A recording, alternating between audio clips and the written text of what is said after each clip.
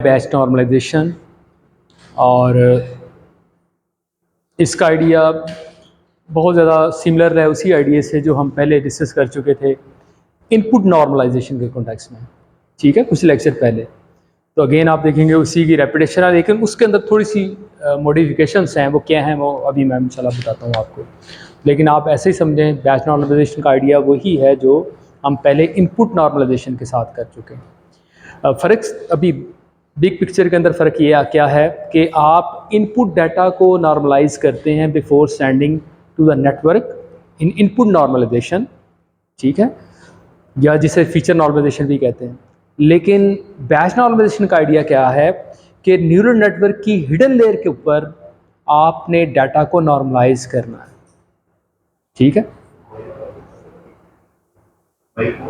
हाँ जी, अच्छा, ये बुनियादी फ़र्क दोनों के, ठीक है, कि आप ट्रेनिंग डाटा सेट को नॉर्मलाइज करते थे, वो इनपुट नॉर्मलाइजेशन थी।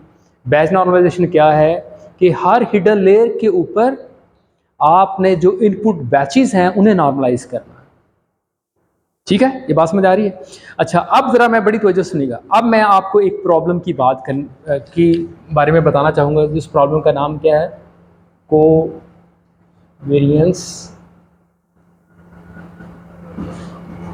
शिफ्ट। और देखें अभी हम जो भी बातें कर रहे हैं mini batch gradient descent algorithm के कॉन्टेक्स्ट में, या उसके जो डिफरेंट वेरिएंट्स की हमने बात कर ली है, मोमेंटम की बात कर ली, आरएमएस प्रॉप की बात कर ली, या एट द एंड हमने एडम की बात कर ली, तो उस कॉन्टेक्स्ट में हम बात कर रहे हैं, ठीक है। यानी कि इनपुट जो हमारा डाटा सेट है वो बैचेस के अंदर है, जिसको हाँ इनपुट पे हमने नॉर्मलाइज कर लिया था और उसके बाद उसे सेंड किया है। अब उसे डाटा को हमने सेंड कर दिया है और अब हमें ज़रूरत है कि हर इनपुट लेयर पे उस डाटा को नॉर्मलाइज किया जाए। वो क्यों किया जाए, अब मैं उस बात को ज़रा यहाँ पे हाईलाइट करने लगा हूँ। देखिए जी, there is an a problem in case of mini batch gradient descent algorithm या इसके वेरिएंट के अंदर। वो प्रॉब्लम का नाम क्या है? इस प्रॉब्लम का क्या नाम है? Covariance shift. अब ये प्रॉब्लम है क्या? बड़ी तवज्जो से प्लीज़ आपने सुना। देखिए जी, मेरे पास ना प्रॉब्लम है, हमारे पास प्रॉब्लम है क्लासिफिकेशन की प्रॉब्लम है, जिसके अंदर हमने आइडेंटिफाई क्या करना है, रोज वर्सेस नॉट रोज। ये बाइनरी क्लासिफिकेशन है। अब हमने इसके हवाले से एक डाटा सेट बनाया है जिसके ऊपर जो हमारे डाटा सेट का पहला बैच है ना, बैच नंबर 1, उसके ऊपर जो रोज वर्सेस नॉट रोज का डाटा है ना, मतलब काफ़ी सारे इमेजेस हैं हमारे पास जो रोज के हैं, काफ़ी सारे हमारे पास इमेजेस हैं जो नॉट रोज के हैं। अच्छा, इसके अंदर जो रोज के इमेजेस हैं ना वो एक ख़ास तरह के हैं, जिसके अंदर जो रोजेस हैं ना वो ओपन रोजेस हैं, ठीक है। और इसी तरह से जो मेरा दूसरा बैच है ना, जो मैं न्यूरल नेटवर्क को सेंड करूँगा, उसके अंदर भी मेरे पास ऐसे ही एग्जाम्पल्स हैं रोसेस वर्सेस नॉट रोसेस। लेकिन इम्पॉर्टेंट बात क्या है, इसके अंदर जो रोसेस के इमेजेस हैं ना, उसके अंदर जो इमेजेस हैं वो कैसे हैं, वो क्लोज रोजेस हैं। जैसे कि इस वाली तस्वीर के ऊपर आप देखें, यहाँ पे आपको 2 डिफरेंट बैचेस के डाटा सेट आपको दिखाए हैं, ठीक है, 2 डिफरेंट बैचेस दिखाए हैं। अब बैच ऊपर वाला 1, ये 1 बैच, इसके अंदर आप जरा देखें रोज सारे आपको, हाँ जी, ऊपर क्लोज रोज नजर आ रहे हैं, ठीक है, उस बैच के अंदर, और दूसरे के अंदर ओपन रोज है। अब मैं कहूँ इस डाटा सेट का ना, मतलब जो पहला बैच है उसको नॉर्मलाइज कर लें, तो यकीनन उस डाटा सेट की जो डिस्ट्रीब्यूशन है वो डिफरेंट है एज कंपेयर टू जो नीचे वाला डाटा सेट है। मेरी बात समझ आ रही है कि नहीं? ठीक है, यानी कि इवन रोजेस के दरमियान जो है, दोनों रोजेस, देखिए हमारी जो ग्राउंड ट्रूथ है ना वो रोजेस वर्सेस नॉट रोजेस, मतलब ये हमारा जो डाटा सेट है बेसिकली क्या है, क्लासिफिकेशन की जो प्रॉब्लम है रोजेस वर्सेस नॉट रोजेस है। लेकिन रोजेस के अंदर भी फर्क आ गया, 2 डिफरेंट तरह की डिस्ट्रीब्यूशन आ गई, एक के अंदर ओपन रोजेस हैं और दूसरे के अंदर क्लोज रोजेस हैं। अब इस डाटा सेट का अगर आप मीन और वेरिएंस फाइंड करेंगे ना, यकीनन वो डिफरेंट होगा as compare to this data set अगर आप इसका मीन और वेरिएंस फाइंड करेंगे।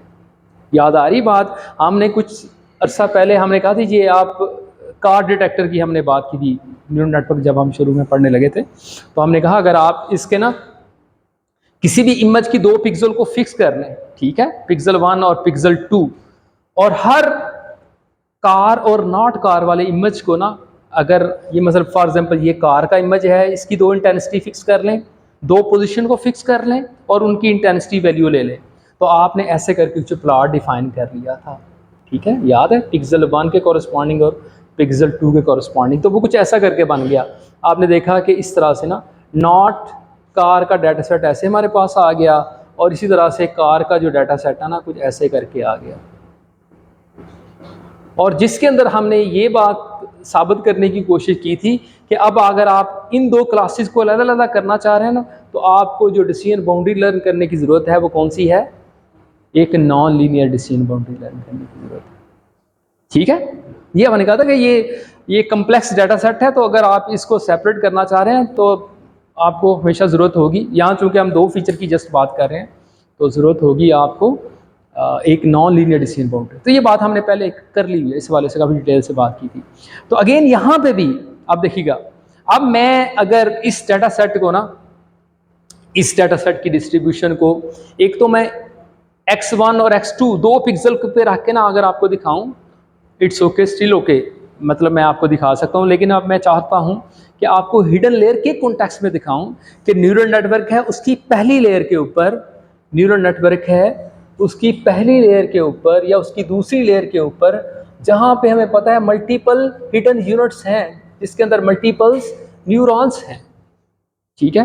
तो अब यहाँ पे आप देखें, मतलब ये वाला न्यूरॉन ये कंप्यूट क्या करता है, Z1, ये क्या करता है Z2, ठीक है।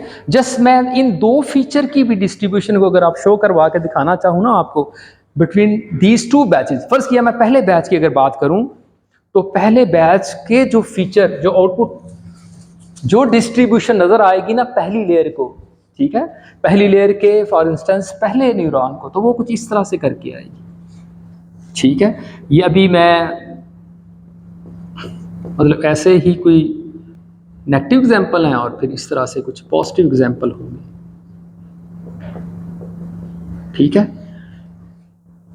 ये फर्ज किया मैं कहता हूँ ये Z1 है, अच्छा जानबूझ के मैंने इसे जो है नॉर्मलाइज करके, क्योंकि इनपुट अभी हमने हिडन लेयर पे कभी भी नॉर्मलाइजेशन नहीं की, तो जो डाटा नजर आ रहा है वो ऐसा ही, मतलब आपने इनपुट नॉर्मलाइजेशन कैसे करनी है कि बैच को नॉर्मलाइज करना है, वही फॉर्मुलेशन जो हमने थोड़े दिन पहले लिखी, मैं अभी दोबारा वो दिखाता हूँ आपको। आपने वो उस डाटा को नॉर्मलाइज किया और फिर सेंड किया, सेंड करने के बाद जो पहले हिडन लेयर पे जो आपको पहले 2 न्यूरॉन्स हैं ना उनके ऊपर पॉजिटिव और नेगेटिव एग्जांपल की अगर मैं डिस्ट्रीब्यूशन आपको दिखाऊं तो वो कुछ ऐसी आपको नजर आएंगे, ठीक है। अब इसका मतलब है इस लेयर पे ये जो W's और B's आप लर्न कर रहे हैं, आप उनको लर्न करने के बाद हमको डिसीजन बाउंड्री बेसिकली लर्न कर रहे हैं ना। W और B बेसिकली क्या है, अगर मैं कहूँ स्टेट अगर बिल्कुल लीनियर हैं ये दोनों वैल्यूज, मतलब अगर हमारी ये दोनों क्लासेज जो हैं लीनियरली सेपरेबल हैं, तो देन इसका मतलब है क्या, इसका मतलब क्या होगा कि हमने W और B कैसे होंगे, इस तरह से होंगे, ठीक है ना। W और B को यूज करके हम इस तरह की स्ट्रेट लाइन लर्न कर लेंगे, लेकिन क्योंकि ये हमारी डिसीजन बाउंड्री ही कम्प्लेक्स है और न्यूरल नेटवर्क हमेशा ही एक कम्प्लेक्स डिसीजन बाउंड्री लर्न करता है, इसके बारे में हमने बहुत पहले बात कर ली है। इसका मतलब है अब जो W और B, ठीक है, W और B की वैल्यू, ये W और B की वैल्यू, ये पहली लेयर के W और पहली लेयर के जो B हैं, इनको यूज करके इसने क्या करना है, इस वाली डिसीजन बाउंड्री को लर्न करना है, ठीक है। ये बात समझ आ रही है ना, non linear decision boundary, W की वैल्यू और B की वैल्यू के और इनपुट X का स्क्वायर, इस तरह का कोई भी कॉम्बिनेशन वो यूज करेगा, एक नॉन लीनियर डिसीजन बाउंड्री हमारे लिए खुद लर्न करने करेगा, हमें कुछ नहीं, हमें खुद से इसके अंदर फीचर बताने की जरूरत नहीं है, ठीक है। अभी मैं बात कर रहा हूं पहले फीचर, पहले बैच की, बैच नंबर 1, ठीक है। इन 2 फीचर का कुछ इस तरह से डाटा इस पे जो रिसीव हुआ वो कुछ इस तरह से था, कॉरस्पॉन्डिंग पॉजिटिव और नेगेटिव एग्जांपल पहले बैच के हवाले से। पहले बैच के अंदर हमारे पास पॉजिटिव एग्जांपल्स भी हैं रोजेस की और नॉट पॉजिटिव भी हैं। ये वाला केस ओपन रोजेस का है, ठीक है। अब जरा बड़ी वजह से देखिएगा। अब मैंने दूसरा बैच जैसे सेंड किया, ठीक है, बैच नंबर 2, वहां पे ये दो फीचर की वैल्यू कैसे होंगी? वो इन फीचर की वैल्यू क्वाइट पॉसिबल वो इस तरह के हों, क्योंकि दोनों की डिस्ट्रीब्यूशन डिफरेंट है दोनों डेटा सेट के अंदर। जो स्पेशली किन की? रोजेज, मतलब इनकी तो यकीनन है ही, ये तो बहुत ही डिफरेंट चीज है।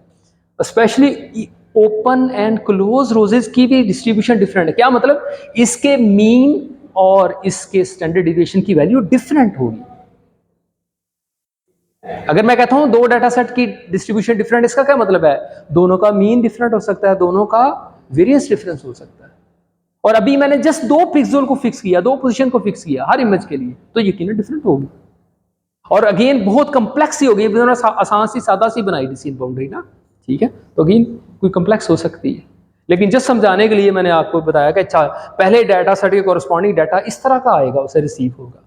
अच्छा ये मैंने लाइन क्यों ऐसे करके ड्राई, अभी आपको समझ आ जाती है। अब देखें जरा, जस्ट शो करना कि दो डिफरेंट डिस्ट्रीब्यूशन है। अब देखें जरा, अब दूसरा बैच नंबर 2, उसके ऊपर ये नेगेटिव एग्जाम्पल और इसी तरह से पॉजिटिव एग्जाम्पल, ये ओपन रोज क्लोज रोज की यकीनन इस तरह की कोई डिफरेंट होंगी उससे, यानी कि ये जस्ट शो किया कि डिफरेंट है बस।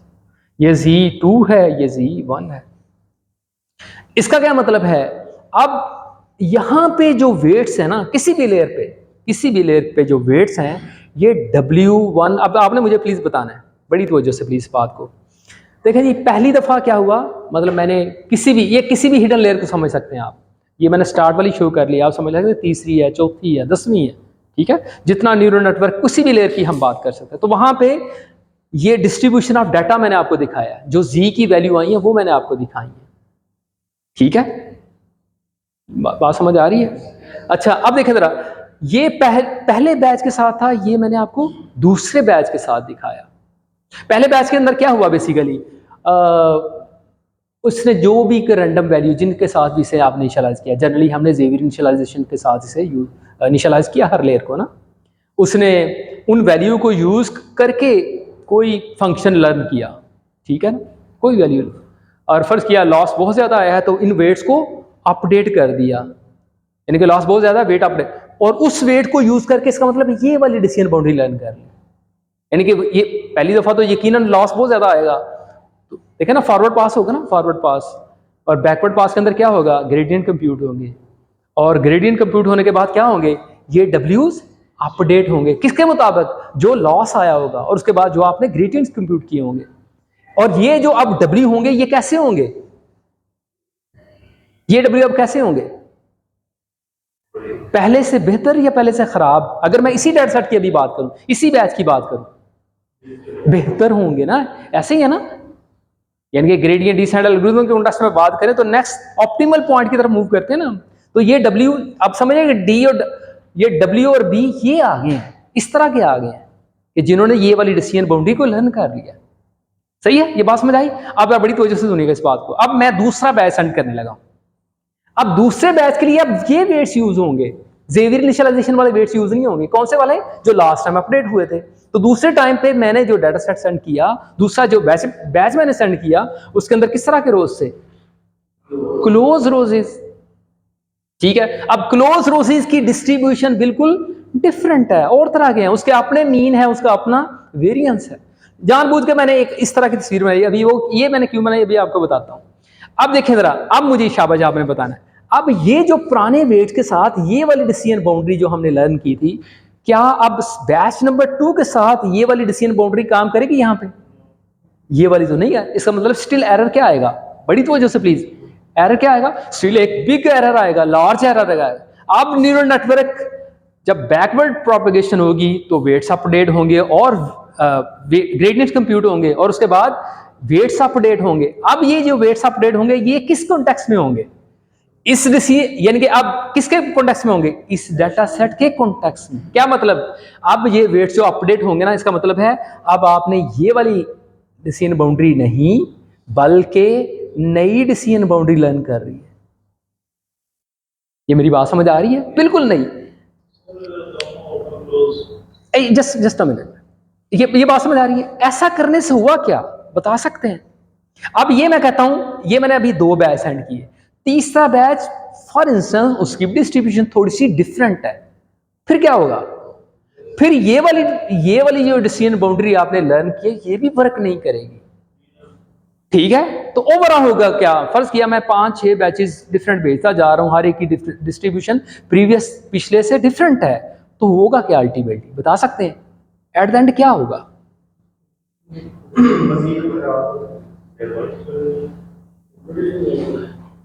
ठीक है, और फर्ज किया मैं कहता हूं 10 बैचेस के बाद फिर वो पुराने वाला पहला बैच की तरह का डाटा आ जाता है, क्योंकि रिलेटिवली तो डाटा सेट के अंदर हम एक तरह का ही डाटा डालेंगे, लेकिन थोड़ा सा अगर फर्क है, जैसे मैंने भी आपको बताया, यानी कि मेन हमारा ऑब्जेक्टिव वही है, क्या? रोज वर्सेस नॉट रोज, ठीक है? और लेकिन थोड़ा सा ही फर्क अभी आपको दिखाया, तो आपको लगा, क्या लगा? देखें जरा बड़ी तवज्जो से देखिएगा, अगर मेरा डाटा सेट बिल्कुल ऐसा ही होता, क्लोज रोजेस का सारा होता या ओपन रोजेस का ही होता, बार बार मुझे यही डिसीजन बाउंड्री लर्न करनी थी, आफ्टर फ्यू इपॉक्स हमारा जो मॉडल है वो हमारा जो नेटवर्क है कन्वर्ज कर जाता।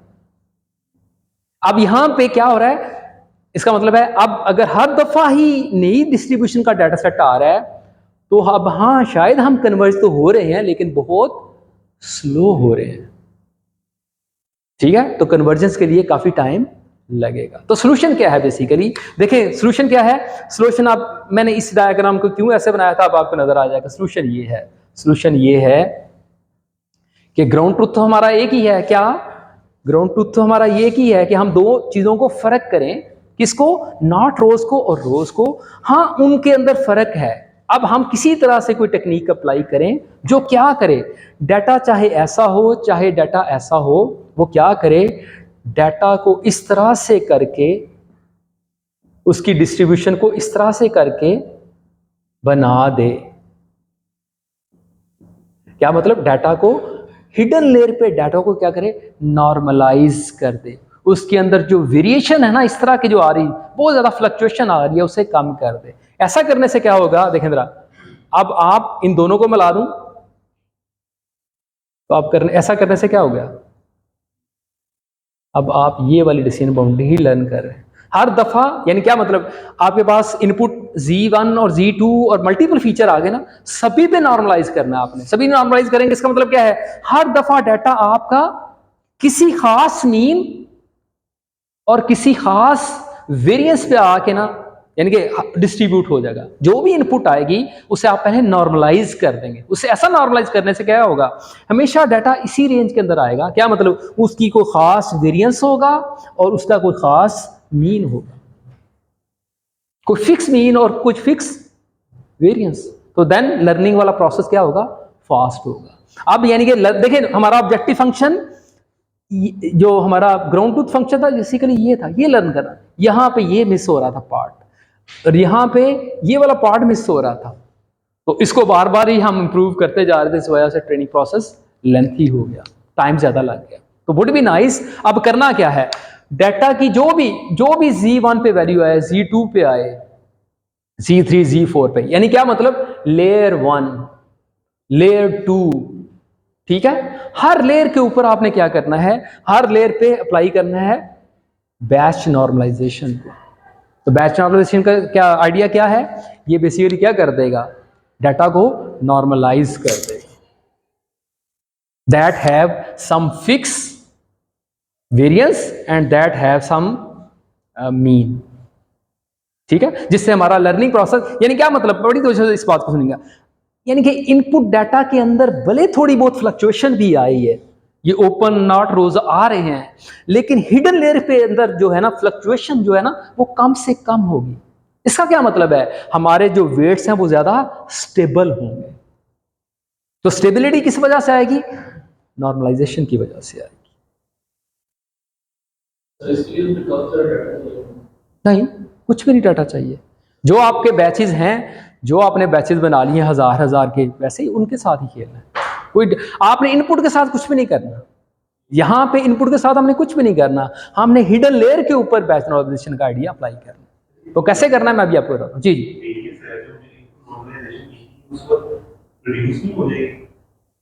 सॉरी, वो इनपुट के साथ हुई है, वो इनपुट देखें जरा, शाबाश, बड़ी अच्छा इन्होंने सवाल किया। देखें जो नॉर्मलाइजेशन मैंने अप्लाई किया ना बैच वाइज, अब हम बैच बात कर रहे हैं बैचेस की, हम बात कर रहे हैं बैचेस की। इनपुट नॉर्मलाइजेशन का आइडिया क्या है कि हर बैच को आपने नॉर्मलाइज किया, यानी कि ये जो ओपन रोजीज वाला डाटा है इसे आपने अलग से नॉर्मलाइज किया है, क्लोज रोजीज वाला डाटा जो है इसे आपने अलग से नॉर्मलाइज किया है। यानी क्या मतलब, इसकी अपनी इनपुट नॉर्मलाइजेशन अप्लाई करता हूं तो इसका वेरिएंस डिफरेंट है, इसकी मीन डिफरेंट है, इसका वेरिएंस डिफरेंट है, इसका मीन डिफरेंट है। तो बिकॉज ऑफ दैट जब ये डाटा हमें हिडन लेयर पे नजर आता है तो इस तरह से करके नजर आ रहा है। हमने ये नहीं किया कि हमारे पास जो 50 लाख का डाटा था सभी को एट वंस हमने उस पर इनपुट नॉर्मलाइजेशन अप्लाई किया, ऐसा नहीं किया हमने हर बैच पे नॉर्मलाइजेशन अप्लाई किया। ठीक है, अच्छा जी, अब जरा बड़ी तवज्जो से प्लीज बात को, अच्छा जी ये सोल्यूशन समझ आ गया, अब इसे अप्लाई कैसे करना है, अब जरा हम उस कॉन्टेक्स्ट में बात करते हैं। अच्छा, मैं लास्ट में इनका भी एक सवाल था, मैं उसी इनपुट नॉर्मलाइजेशन के आइडिया को ही एक्सटेंड करते हैं, देन आपको समझ आ जाएगा यहाँ पे क्या फ़र्क आएगा।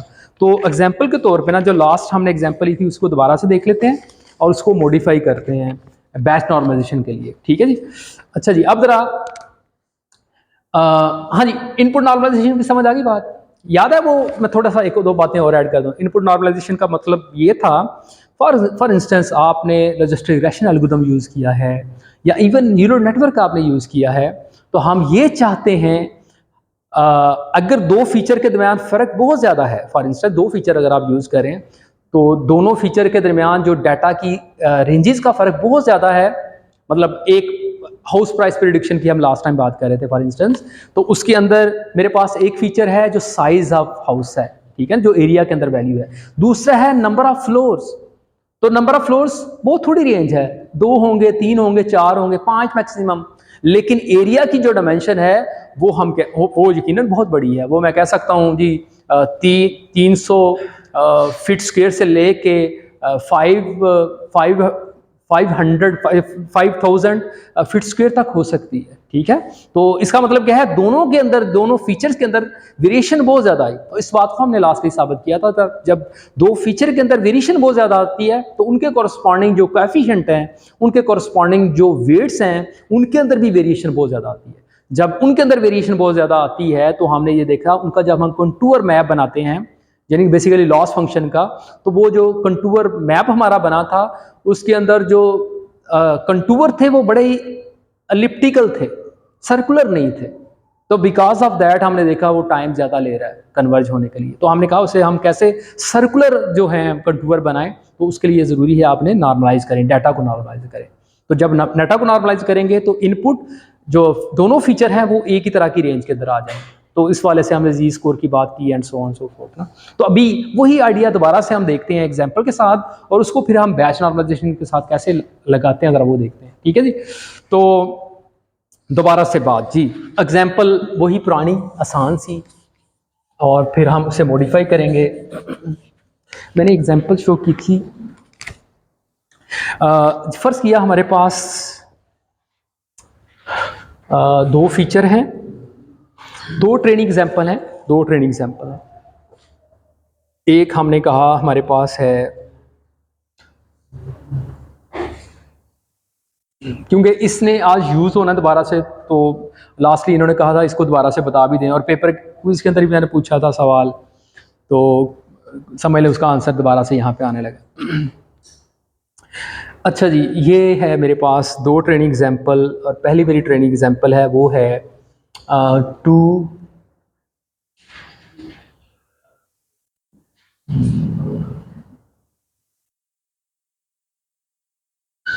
ठीक है जी, एक वेक्टर मेरा ये है, दूसरी ट्रेनिंग एग्जांपल है उसकी वैल्यू है 4 और 1। ठीक है, अब जी आपने इसका मीन कंप्यूट करना है, इसका वेरिएंस कंप्यूट करना है, और फिर by using Z score idea आपने इसको नॉर्मलाइज करना है डाटा को। ठीक है, अभी डाटा सेट आपको ये नज़र आ रहा है, सही है जी। तो फार्मूलेशन दोबारा से मैं लिख देता हूँ, आप इसे यूज़ कर लें और मीन फाइंड करें।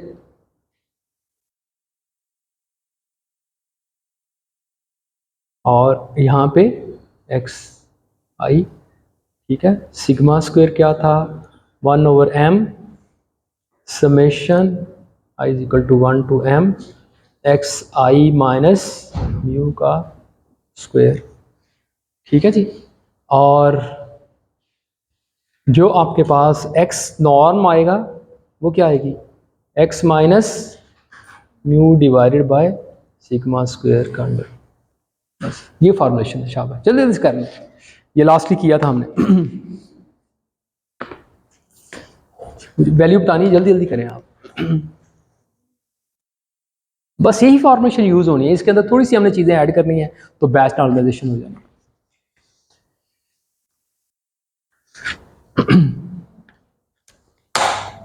जी जी शाबाश।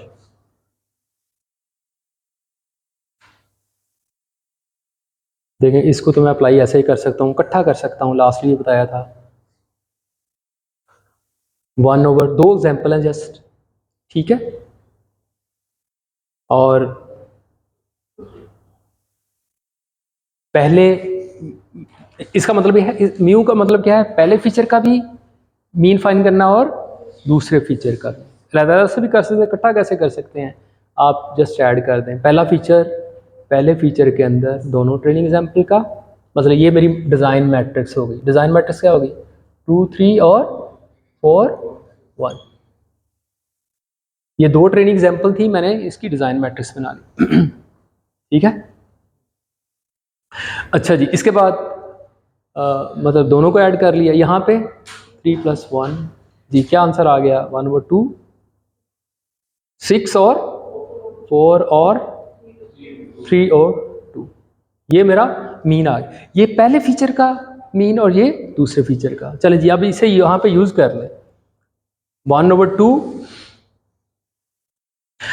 मैं पहली ट्रेनिंग एग्जाम्पल के पहले फीचर को उसके मीन से सेपरेट करूंगा, प्लस फिर दूसरी ट्रेनिंग एग्जाम्पल और स्क्वायर कर दूंगा, और प्लस दूसरी ट्रेनिंग एग्जाम्पल के पहले फीचर को उसके पहले म्यू वैल्यू से सेपरेट करूंगा और उसका स्क्वायर कर दूंगा। ठीक है। और इसी तरह से मैंने दूसरे फीचर के साथ भी करना है। तो ऐसा अगर मैं मैट्रिक्स फॉर्म के जरिए आपको शो करा दूं तो अगेन हम ये कर सकते हैं। हाँ जी, क्या 2 - 3 का स्क्वायर प्लस, हाँ जी 4 माइनस,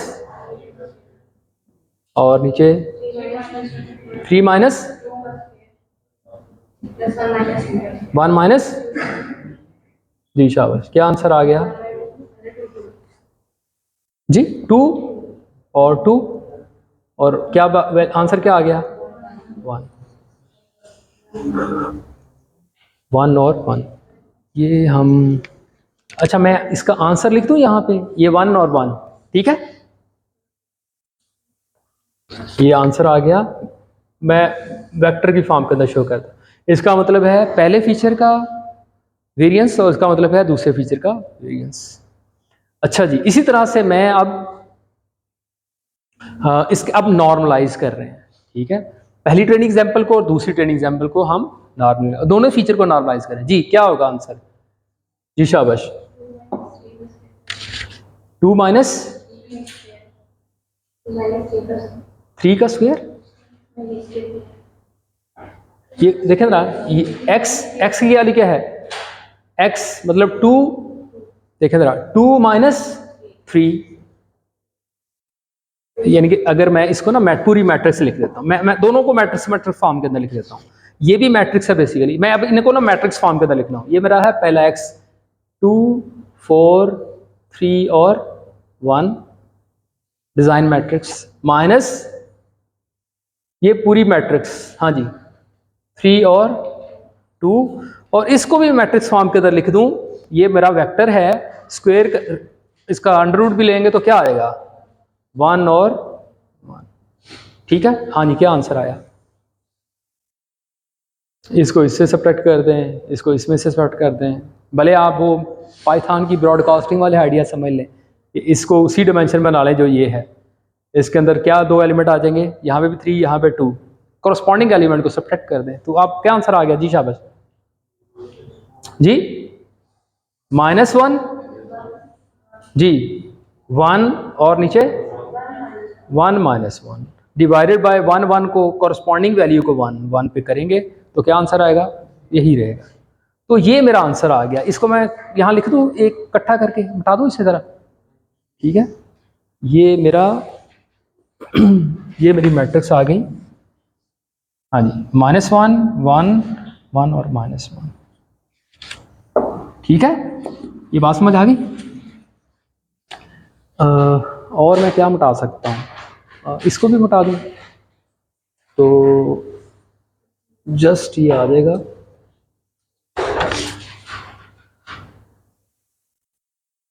ठीक है जी,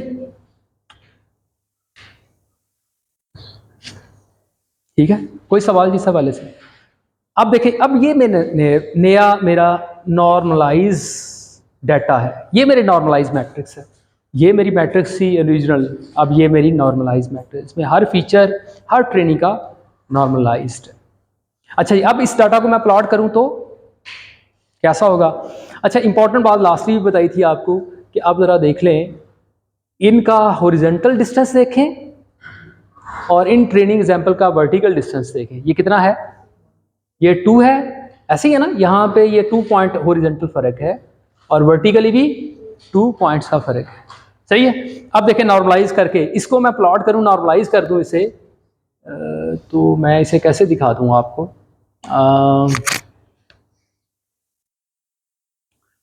यहीं ड्रा कर दूँ तस्वीर को, चलें इसको नीचे ड्रा कर लेते हैं जी। अगर मैं नॉर्मलाइज कर दूँ तो ये कैसे आ जाएगा, देखें ज़रा। पहली ट्रेनिंग एग्जाम्पल ये है ना, मेरी पहली ट्रेनिंग एग्जाम्पल क्या हो जाएगी, -1 और 1, ये मेरी पहली ट्रेनिंग एग्जाम्पल आ गई, -1 और 1। पहले जो क्या थी 2 और 3 थी, अब ये -1 और 1 आ गई। और इसी तरह से दूसरी ट्रेनिंग एग्जाम्पल जी, 1 और -1। स्टिल अगर आप देखें इन दोनों का आपस में जो फर्क है वो मेंटेन है। जो पहले रोज का डाटा था वो रोज का ही है, यानी कि उन रोज का और नॉट रोज का जो पहले फर्क था ना, अभी वो है, वो फर्क नहीं हुआ। हाँ, उसके अंदर हमने चेंज कर लिया, नॉर्मलाइज से कर लिया फॉर इंस्टेंस, तो वो नॉर्मलाइज, ठीक है जी। ये बात समझ आई? अच्छा जी, आप जरा देखिएगा, ये सारा कुछ हमने इनपुट को नॉर्मलाइज करने के लिए, ये थी बात सारी इनपुट नॉर्मलाइजेशन,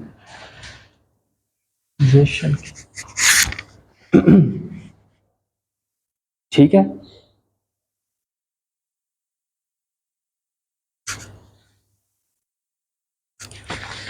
अच्छा जी, अब जरा हम अच्छा एक दो बातें और। अब ये जो नॉर्मलाइज डाटा है इसका मीन क्या है?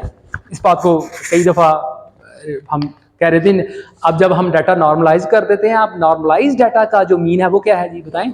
0 शाबा, और उसकी स्टैंडर्ड डिविएशन 1। भले यही फार्मूले अप्लाई करके ना इसके अंदर आप देख सकते हैं, मैं आप इसका मीन फाइंड करेंगे तो आप यानी कि इस वाली फॉर्मेशन को यूज करेंगे, वो 0 0 नजर आएगा। अगेन इसी वाली डाटा का अगर आप वेरिएंस यूज कर फाइंड करेंगे इस वाले फॉर्मुलेशन को यूज करके, तो वो आपको 1 1 नजर आएगा, ठीक है। ये बात बड़ी इंपॉर्टेंट है, इसको ज़हन में रखना है कि नॉर्मलाइज डाटा का मीन 0 है और वेरिएंस 1 है, ठीक है। अब आगे मूव करते हैं। चलिए जी, अब हमने ये बात तो कर ली इनपुट नॉर्मलाइजेशन के कॉन्टेक्स्ट में, अब हमने बात करनी है कि बैच को कैसे नॉर्मलाइज करें, ठीक है। अच्छा जी, अब मैं कुछ बातें आपको इंपॉर्टेंट बात, मैं अब ज़रा एक नेटवर्क बनाने लगा हूँ, बड़ी तवज्जो से आपने सारी बात देखनी है। मेरा कोई नेटवर्क है, बैच नॉर्मलाइजेशन की बात है तो इसका मतलब है हिडन लेयर के ऊपर हमने, हर हिडन लेयर के ऊपर ये बैच नॉर्मलाइजेशन वाला प्रोसेस जो है वो अप्लाई करना है, ठीक है। तो इसका मतलब न्यू नेटवर्क की हम बात करेंगे, ठीक है। फॉर एग्जाम्पल छोटा कर लें,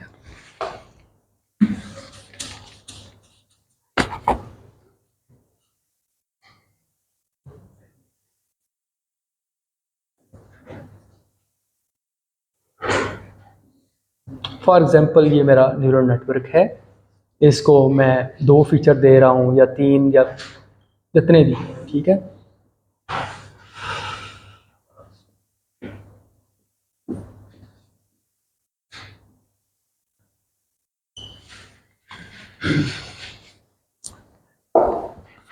अब आपने ये जो नॉर्मलाइजेशन है ये अप्लाई कहाँ करनी है? हिडन लेयर पे। बड़ी तवज्जो से प्लीज़, हर हिडन लेयर के ऊपर इस बैच नॉर्मलाइजेशन को अप्लाई करना है। कैसे करके करना है कि लिटरेचर के अंदर लोगों ने इस बात को साबित किया है। दो बातें हैं, देखें ज़रा।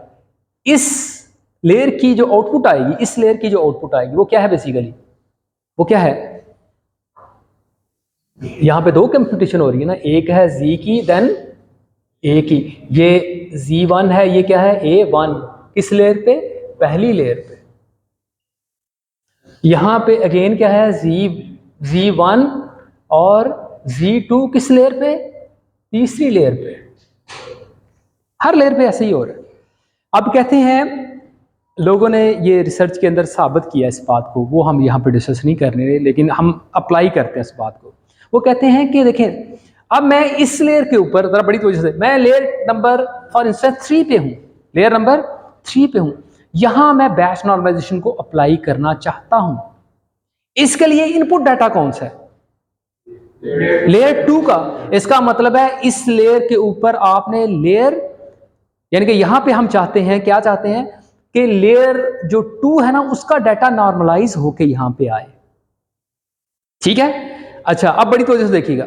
लोग, जो मैं लिटरेचर की बात कर रहा हूं, लोगों ने कहा है कि आपने Z1 को या A1 को या A2 को नॉर्मलाइज नहीं करना, बल्कि किसे करना है? आपने Z1 को नॉर्मलाइज करना है। यानी क्या? Z को नॉर्मलाइज करना है, A को नॉर्मलाइज, यानी कि आपने जो Z कंप्यूट करते हैं, Z is equal to WX+B, ये फॉर्मुलेशन इस्तेमाल करके आपने Z को नॉर्मलाइज करना है, ना कि एक्टिवेशन को। ऐसा करने से हमें बेहतर रिजल्ट मिलते हैं। ठीक है? अब मैं इस बात को साबित नहीं यहाँ पे कर रहा, लेकिन जस्ट हम बात करने लगे हैं कि जो भी मैंने बैच नॉर्मलाइजेशन अप्लाई करनी है वो मैंने Z के डाटा पे अप्लाई करनी है, एक्टिवेशन पे अप्लाई नहीं करनी। ठीक है?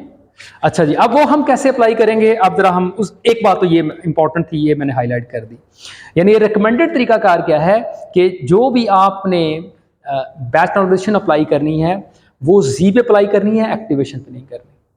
ठीक है? अच्छा जी, अब जरा दूसरी इंटरेस्टिंग बात, अब जरा मैं ना मैकेनिकल जो वर्क आपने करना है बैच नॉर्मलाइजेशन के हवाले से इम्प्लीमेंटेशन के कॉन्टेक्स्ट में, अब मैं जरा उसे हाईलाइट कर लूँगा। और जो ऑलमोस्ट आपको अंदाजा भी है वो क्या है? सबसे पहले हमने क्या फाइंड करना है?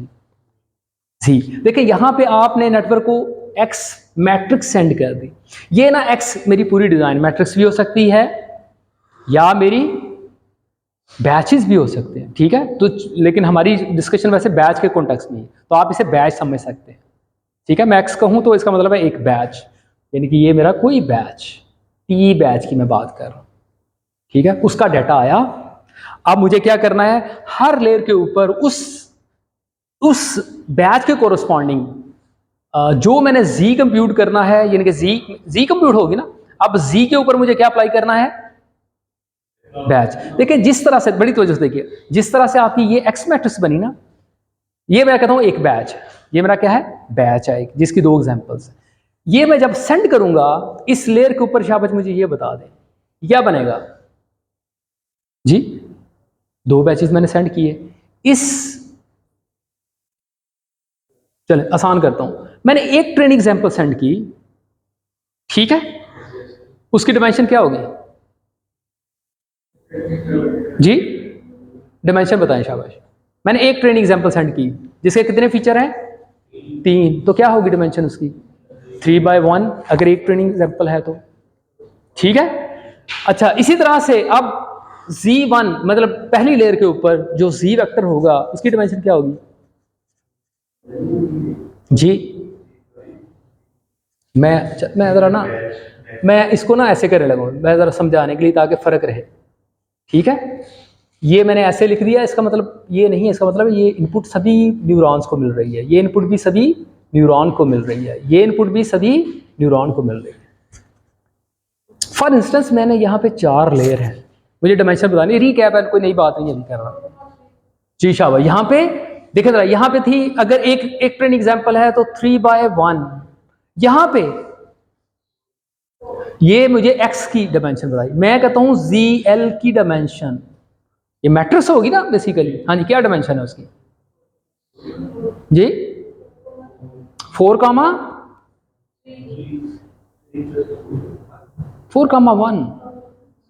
एक ट्रेनिंग एग्जाम्पल है। अब मैं अगर यहाँ पे कहूँ ये मेरा 3/2 का मेरी बैच है एक, तो यहाँ इसकी डायमेंशन क्या हो जाएगी? 4/2। That's it. अगर ये 3 ही है, जैसे ये बनाया है मैंने नेटवर्क, तो इसका क्या मतलब है? यहाँ क्या डायमेंशन हो? 3/2। ठीक है। और अगर मेरी डिजाइन मैट्रिक्स है, जरा गौर से देखिएगा, अगर मेरी डिजाइन मैट्रिक्स है जिसका साइज क्या है 2/2, अब मेरी जी जो मैट्रिक्स होगी उसका साइज क्या होगा? शाबाश, क्या? 3/2। ये बात समझ आ रही है ना? फर्क समझ आ रहा है ना? अच्छा चलें जी, अब जरा हम आगे चलते हैं। ये मैंने 3 मैट्रिक्स की बात यहाँ तो शो किया आपको, आसान सी एग्जाम्पल जैसा हम जस्ट 2 फीचर के साथ भी है। अच्छा जी, अब जरा हम इसकी मैकेनिक्स की बात करें। अच्छा जी, अब हमने म्यू कैसे कंप्यूट करना है?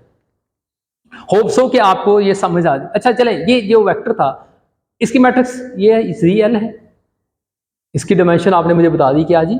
3/2 या 3 बाय मैं क्या कह दूं 3, जितनी नंबर ऑफ ट्रेनिंग एग्जाम्पल्स हैं 3 बाय मैं m लिख दूं यहाँ पे, ठीक है? एक बैच के अंदर जितनी नंबर ऑफ एग्जाम्पल्स, सही है जी? या मैं इसे ऐसे करके, हाँ जी, इसके अंदर क्या आएगी एंट्री? जरा मुझे ये एंट्री बता दें, शाबाश जी। इसके अंदर क्या एंट्रीज होंगी?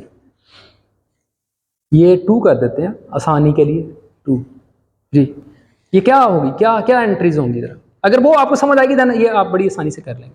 बिल्कुल वही काम करना है जो पहले किया है, जो पहले हमने इनपुट डाटा के साथ किया था ना, वही काम अब हमने जी के साथ करना है। लेकिन जी के बारे में पहले हम जानना चाह रहे हैं, जिसपे हमने मीन फाइंड करना है, वेरिएंस फाइंड करना है, और फिर उसे हमने नॉर्मलाइज करना है जी। हाँ वो हो गए ना, जी वैल्यू आ गई यहाँ पे। यकीनन जी कैसे आएगा? जी तो आएगा ना W(1) × X + B(1). बिल्कुल ऐसी ही कंपटीशन होनी है। अब वो जी जो आया मैं उसकी बात कर रहा हूँ, वो कैसा होगा जी? उसके अंदर क्या एंट्रीज होंगी जरा शाबाश बताएंगे? ये मैट्रिक्स मेरी क्या किस साइज की बताई आपने मुझे? 3/2 की, बिल्कुल ठीक है। ये W मेरा, हाँ जी, W का क्या साइज है? इसका भी साइज क्या होगा? 3/3, ठीक है। B का साइज क्या है? 3/1, सही है जी? जी ये ब्रॉडकास्टिंग की वजह से क्या हो जाएगा? 3/2 हो जाएगा। याद है ना ये बातें हमने की? चले जी, शाबाश बताएं जी। इसके अंदर एंट्रीज क्या आएंगी? एंट्रीज मुझे बता दें। देखिए पहली ट्रेनिंग एग्जाम्पल के कॉरस्पॉन्डिंग ये क्या है? Z1, ये क्या है? Z2, ये क्या है? Z3। किस लेयर का? पहली लेयर का, पहली लेयर का, पहली लेयर का। किस ट्रेनिंग एग्जाम्पल के कॉरस्पॉन्डिंग? पहली ट्रेनिंग एग्जाम्पल के कॉरस्पॉन्डिंग, पहली ट्रेनिंग एग्जाम्पल के कॉरस्पॉन्डिंग, पहली ट्रेनिंग एग्जाम्पल के कॉरस्पॉन्डिंग। अब इसी तरह से Z1 पहली लेयर का किस ट्रेनिंग एग्जाम्पल के कॉरस्पॉन्डिंग?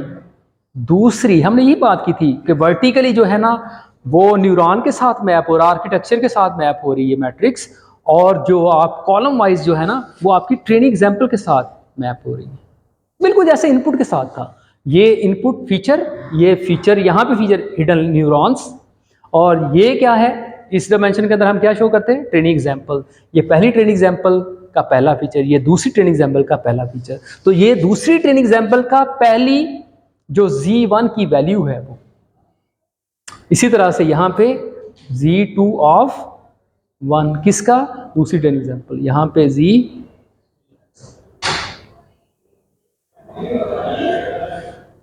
ठीक है।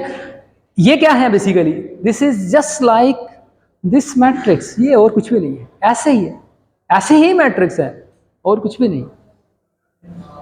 अब इस मैट्रिक्स पे क्या अप्लाई करना है? ये मैट्रिक्स समझ आ गई? अब इस मैट्रिक्स पे जिनके अंदर कोई भी एंट्रीज हो, अब आपने क्या करना है?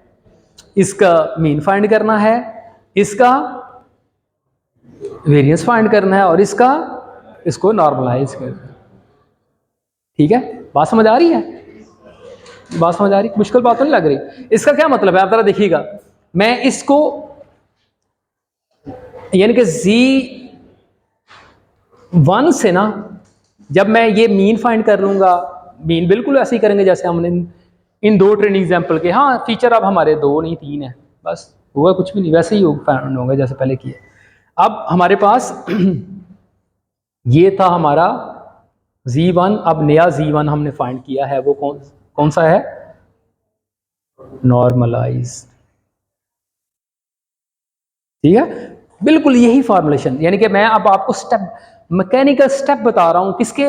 बैच नॉर्मलाइजेशन के। पहला स्टेप क्या है? आपने मीन फाइंड करना है। देखिए जरा, अब फार्मूला मैं चेंज करने लगा हूं। फार्मूला क्या है? ये x नहीं है, बल्कि क्या है? z है, किसी भी लेयर का आई ट्रेनिंग एग्जांपल के लिए।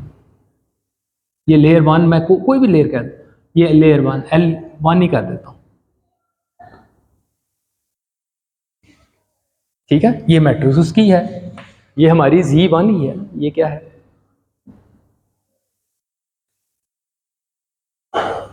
ठीक है जी, ये बात समझ आई? बिल्कुल। अच्छा जी, और क्या मॉडिफिकेशन होगी? ये क्या हो जाएगा? ये म्यू फाइंड कर लिया हमने। ठीक है, ये क्या फाइंड किया जी हमने? यहां पे Z आ गया, और जी यहां पे C आ जाएगा। ये क्या हो जाएगा? Z नॉर्मलाइज हो गया। ये जो हमने कंप्यूट कर लिया, ये किसी खास लेयर की बात कर रहे हैं तो उस लेयर का नाम लिख दें। ठीक है,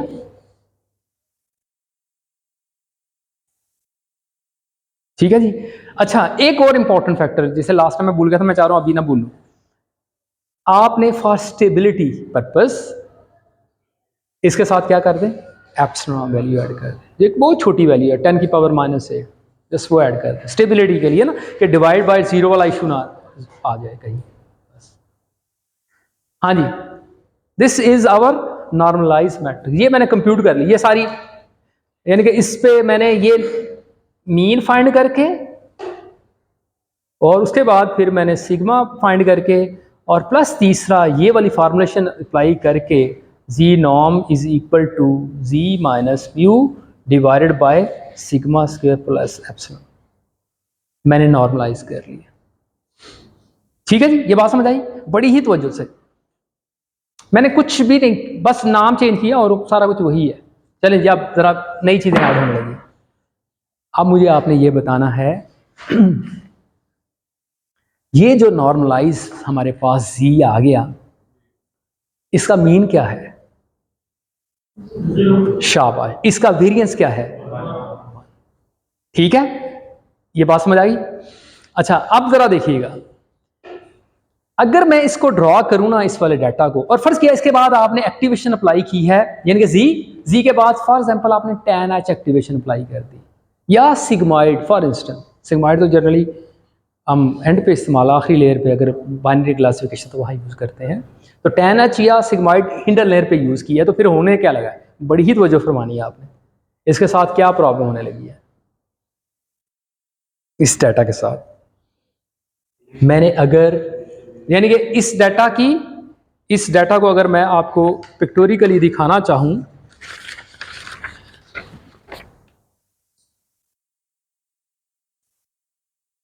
मैं इसके ऊपर ये जो डाटा जिसका मीन 0 है और वेरिएंस 1 है, इसका मैं अगर आपको tan H फंक्शन दिखाना चाहूं तो वो कुछ शायद ऐसे करके बनता है, आपको याद हो तो। ठीक है जी, ऐसे ही था कुछ।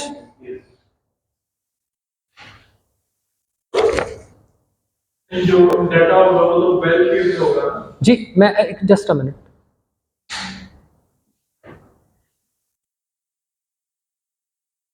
ठीक है, इस डाटा को मैंने आपको यहाँ पे दिखाया है, यानी कि ये डाटा है हमारा। ठीक है, इस तरह का डाटा, और इसमें मैं एक्टिवेशन फंक्शन अप्लाई करने लगा हूँ। तो मैंने कहा इसका वेरिएंस, इसका मीन 0 है और वेरिएंस फॉर इंस्टेंस 1 है, तो फिर ये डाटा कुछ ऐसा करके है, ये इसका एक्टिवेशन फंक्शन। सही है, ये इसका एक्टिवेशन फंक्शन, ये कह दूँ। और अगर मैंने अब यूज़ किसे किया? tan H को, यहाँ वैल्यू -1, यहाँ पे 1। बड़ी तवज्जो से प्लीज आपने, यानी कि जो मेरा डाटा है, देखें जरा डाटा की डिस्ट्रीब्यूशन अब मैं शो करने लगा हूं, Z1 को मैं Z1 को शो करने लगा हूं, ठीक है, या किसी भी लेयर पे। ये मेरा डाटा ऐसा है। वन डिस्ट्रीब्यूशन का मतलब क्या है, यानी ये गॉसियन डिस्ट्रीब्यूशन है, गॉसियन डिस्ट्रीब्यूशन की तरह है, जिसका वेरिएंस 1 होने का मतलब है कि मेजॉरिटी डाटा जो है 66% ऑफ डाटा वो इस वाली रेंज के अंदर आ रहा है। ये -1 है, ये 1, ऐसे ही है ना, 1 वेरिएंस कहता हूं, तो मेजॉरिटी डाटा मेरा इस रेंज के अंदर आ रहा है। अब अगर इस रेंज के, बड़ी तवज्जो से प्लीज बात को देखना है, इस रेंज के अंदर मेरा डाटा अगर आ रहा है तो इसको मैं मैप करता हूं इसके साथ। अगर मेरा डाटा इस वाली रेंज के साथ आ रहा है तो ये डाटा बन क्या रहा है, जरा इसको देखिएगा।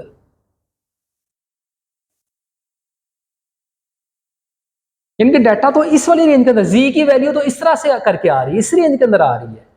तो आपने कंप्यूट क्या किया, कंप्यूट क्या किया आपने, उसके कॉरस्पॉन्डिंग ए एल की वैल्यू क्या आ गई, क्या कोई नॉन लीनियर वैल्यू आई या लीनियर वैल्यू आई, लीनियर। इसका क्या मतलब है, आप तो लीनियर फंक्शन लर्न करने की तरफ जा रहे हैं। बैच नॉर्मलाइजेशन आपने अप्लाई की है, नॉर्मलाइज किया है डाटा को आपने, लेकिन because of zero mean and because of variance 1 आप लर्न क्या करने जा रहे हैं, आप लीनियर फंक्शन। तो न्यूरल नेटवर्क के अंदर क्या हम लीनियर फंक्शन लर्न करते हैं, नहीं, हमारा ऑब्जेक्टिव क्या है, non linear complex function learn करना। इसका मतलब है ये बात यहां पे गड़बड़ हो गई। तो फिर इस गड़बड़ को कैसे रिजॉल्व करना है, अब मैं आपको वो बताने लगा हूं। अब जरा आप इसके अंदर, ये पहले 3 स्टेप ऐसे ही हैं, ठीक है, ये पहले जो 1 2 3 स्टेप मैंने आपको बताया बिल्कुल ऐसे ही हैं। अब चौथा स्टेप ऐड करने लगा इस प्रॉब्लम को रिजॉल्व करने के लिए, ठीक है, कि हमारी जो नेटवर्क है, हमारी नेटवर्क की हिडन लेयर जो है वो लीनियर फंक्शन ना लर्न करें, बल्कि क्या लर्न करें, नॉन लीनियर, ठीक है। अब उसके लिए क्या करना है, उसके लिए जनाब ये जो भी आपका नॉर्मलाइज ये बिल्कुल 3 स्टेप ऐसे ही हैं। आपने इनपुट हिडन लेयर के जो जी वैल्यूज हैं उनको आपने क्या कर लिया है, नॉर्मलाइज तो कर लिया है। अब आप करें इसके साथ क्या, बड़ी तवज्जो से प्लीज इसको स्केल करें with some number, that is a gamma. हर लेयर का अपना होगा, तो इस वजह से मैं इसे, चलो 1 की बात कर रहे हैं तो 1 कर लेते हैं। ये है क्या, मैं अभी अभी आप थोड़ी देर बताता हूं। प्लस, हाँ जी, प्लस बीटा 1। जब आप इस पे ये दो ऑपरेशन यानी कि मल्टीप्लिकेशन और प्लस एडिशन ये अप्लाई करेंगे, अब ये क्या हो जाएगा, ये हमारा अब एक नई जी की वैल्यू आ गई, जिससे मैं क्या कह दूंगा, Z1 ऑफ टिल्डा।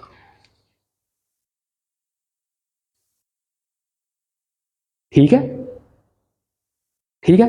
अच्छा जी, अब ये क्या चीजें हैं, बड़ी तवज्जो से प्लीज जनाब, ये है, ये दोनों क्या है, पैरामीटर है। ये पैरामीटर क्या है जो नेटवर्क ने लर्न करने, ये पैरामीटर क्या है, बड़ी तवज्जो से देखिए, ये है मीन। इस डिस्ट्रीब्यूशन के अलावा कोई और डिस्ट्रीब्यूशन लर्न करनी है जो जीरो ना हो।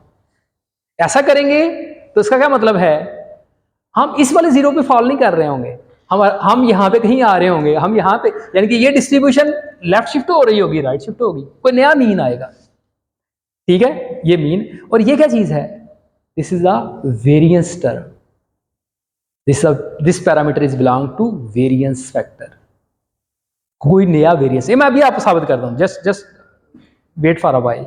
क्या मतलब, ये दो नए पैरामीटर हैं, this belong to a mean, this belong to a variance. ये नेटवर्क खुद लर्न करेगा, किस मकसद के लिए, कि ये जीरो से हट के कोई वैल्यू आए, ताकि ये जो डिस्ट्रीब्यूशन अभी मैं शो कर रहा हूं ना आपको, ये इस कर्व के साथ यहां पे मैप ना हो, ये यहां पे करके कहीं मैप हो, या ये कहीं यहां पे करके मैप हो, ताकि नेटवर्क ये नॉन लीनियर वाला पार्ट जो है ये लर्न करे।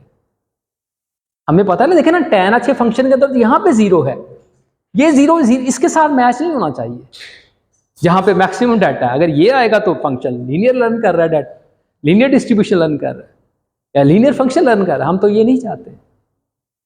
मेरी बात समझ आ रही है? तो इस वजह से हमने इन दो फैक्टर के साथ मल्टीप्लाई या ऐड किया। अब ये क्या किया बता, मैं वो आपको दिखाने लगा। देखिए ये है क्या चीज है। अगर ना मैं कहूं, अगर मैं ये कहूं आपको बीटा जो है ना मेरा, बीटा मेरे गैमा की वैल्यू है, तो गौर से देखिए।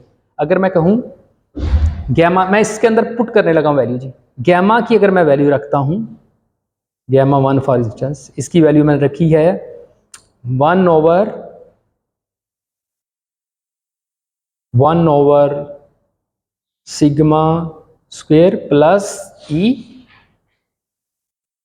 और दूसरा if gamma is this one and beta is equal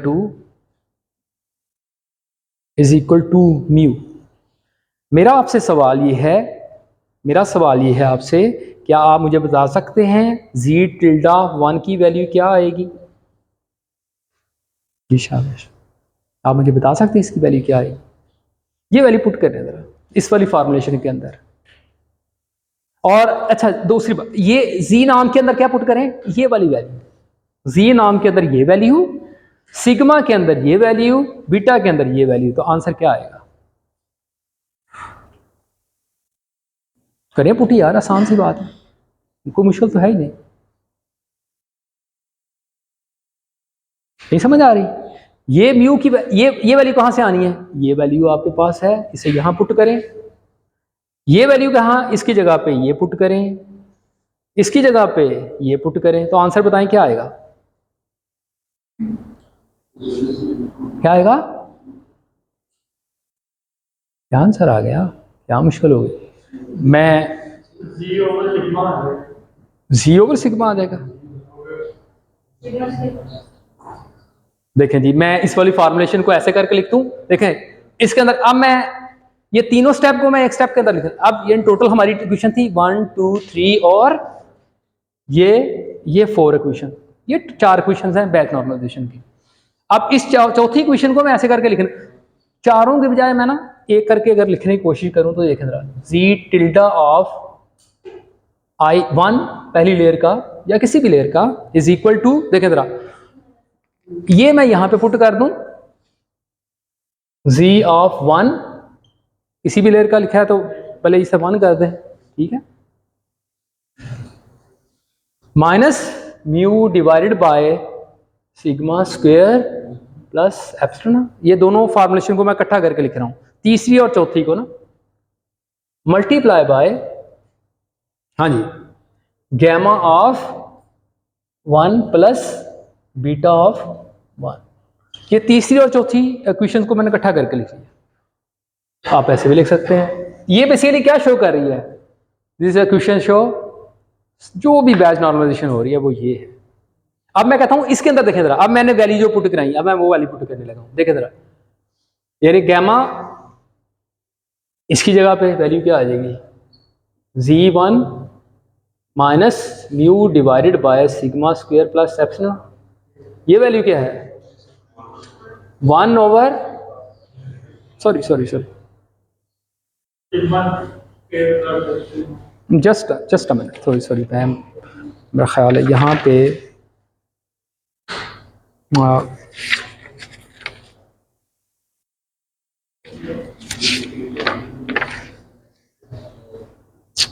gamma, sorry मुझे 1 ओवर ये नहीं लिखना चाहिए, मुझे ये लिखना था, ठीक है, not 1 over this one is equal to sigma square plus epsilon, ठीक है, सॉरी मैं 1 ओवर नहीं, दिस वन, और म्यू की वैल्यू बिल्कुल ठीक है। हाँ जी, ये क्या आया?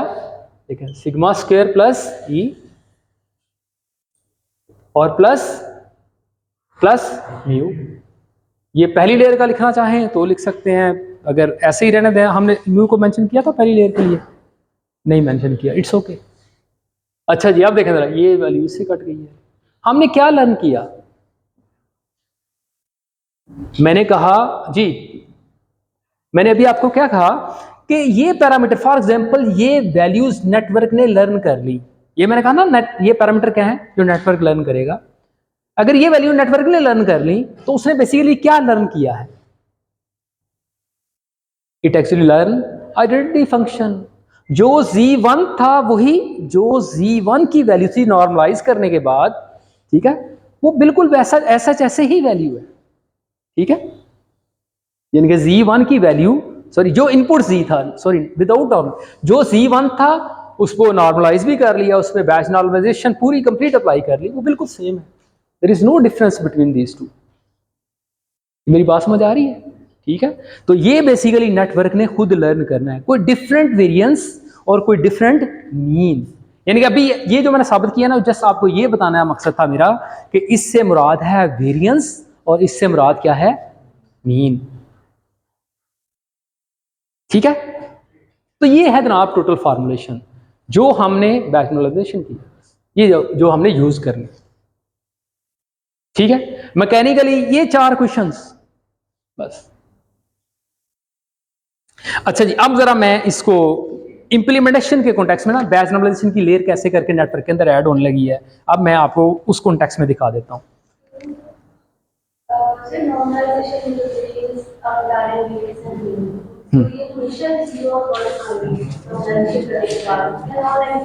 इस वाले केस के अंदर हमेशा ऐसे ही आएंगे, और इवन यानी कि ये वाली फॉर्मेशन में अप्लाई करूंगा तो इसके अंदर हमने देख लिया है, आप जो सा मर्जी डाटा लें आप देखेंगे वो आपको हमेशा 0 मीन और वेरिएंस 1 नजर आएगा।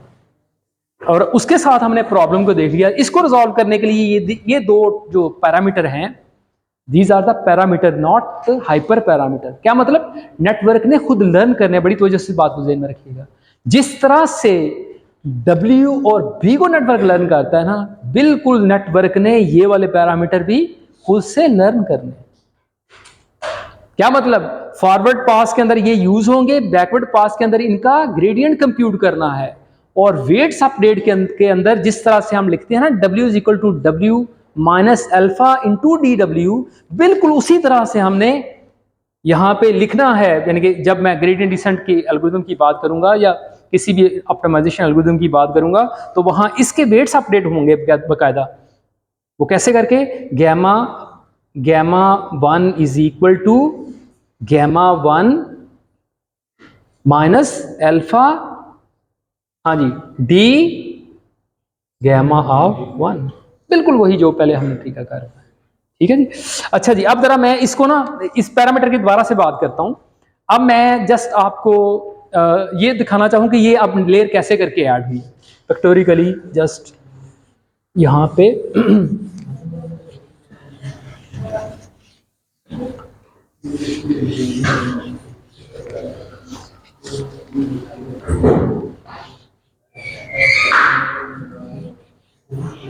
अच्छा जी, अब जरा देखिएगा बड़ी तवज्जो से प्लीज, बस आखिरी कुछ बातें हैं।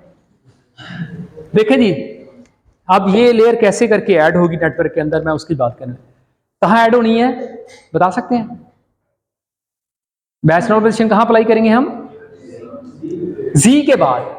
यानी कि ये वाली जो है ना, ये जो मैंने बोल्ड करके एक लाइन ड्रा की है, ये समझे ये क्या है, this is batch before applying activation. यहां पे क्या है, बैच नॉर्मलाइजेशन। हर न्यूरॉन पे हमने अप्लाई करनी है, हर न्यूरॉन पे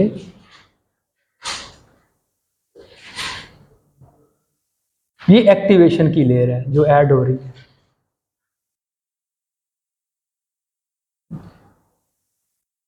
लेयर में इसलिए कहा this is learnable layer because it involves parameter जिन्हें नेटवर्क ने लर्न करना। ठीक है जी। अब जरा देखिएगा, ये जनाब है लेयर जो मैंने आपको यहां पे शो की। अब जरा प्रोसेस पूरा देखते हैं।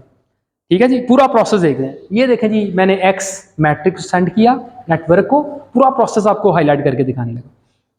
सबसे पहले हम क्या कंप्यूट करते हैं, अभी लिखा Z कंप्यूट करते हैं बाय यूजिंग W। पहली लेयर की बात करूं तो W1 और B1 हम क्या कंप्यूट करते हैं, Z1। वेक्टराइज इंप्लीमेंटेशन आपको शो कर रहा हूं।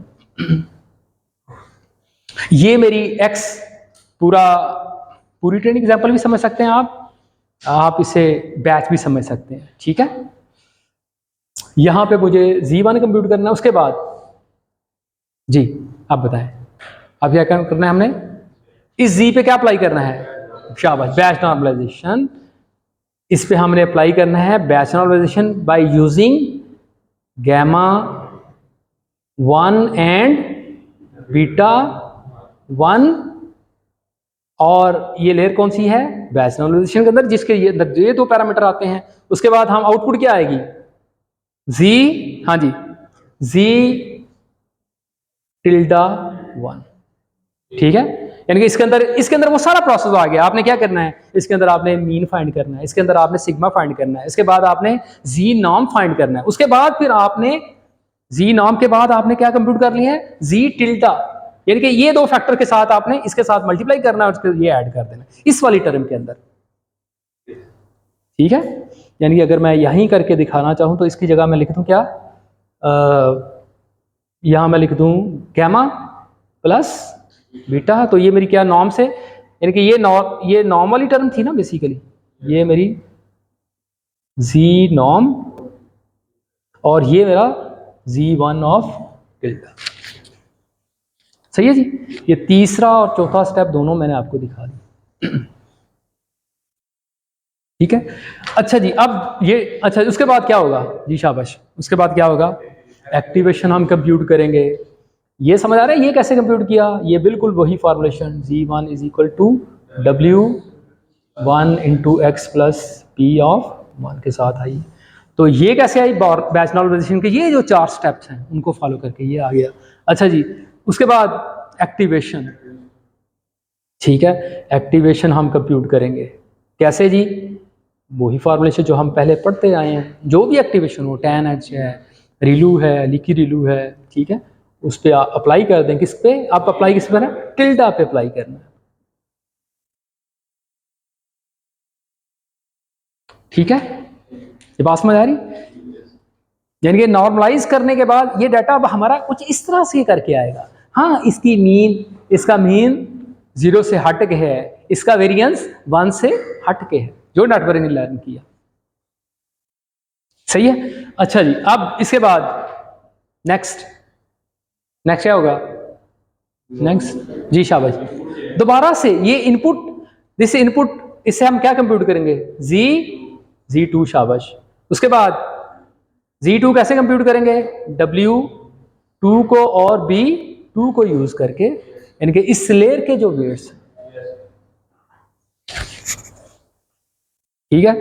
अच्छा जी, इसी तरह से अब हमने Z2 कंप्यूट किया, अब इसको हमने नॉर्मलाइज करना है by using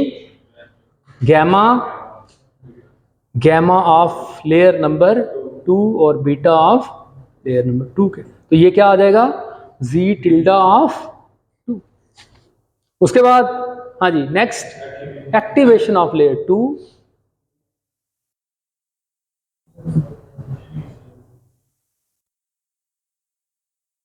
and so on, ठीक है जी। तो ये प्रोसेस है, फॉरवर्ड पास हो रहा है, ठीक है। और बैकवर्ड पास के अंदर हमने बेसिकली क्या करना है, इन पैरामीटर को, जैसे हमने W को ग्रेडियंट कंप्यूट किए, B के ग्रेडियंट कंप्यूट किए, इस तरह से अब हमने गैमा के भी और बीटा के भी ग्रेडियंट्स हर लेयर के लिए कंप्यूट करने हैं, ठीक है जी। तो पैरामीटर फिर कौन से हुए हमारे, देखें जरा, पैरामीटर आप क्या कौन से लर्न करने हैं बेसिकली, मैं उसको जरा हाईलाइट करने लगा हूं।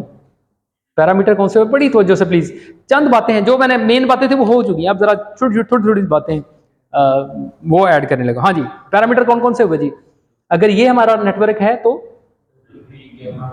W1 B1, W2 B2, और इसी तरह से हाँ जी W3, ठीक है, एंड अप टू WL, कितनी भी लेयर हो BL। इसी तरह से अब नए एडिशनल जो पैरामीटर्स हैं वो कौन से हो गए, बीटा 1 और गैमा 1, इसी तरह से हाँ जी बीटा 2 और गैमा 2, एंड सो ऑन, जितनी लेयर्स हैं जिन पे भी आपने बैच नॉर्मलाइजेशन अप्लाई की है,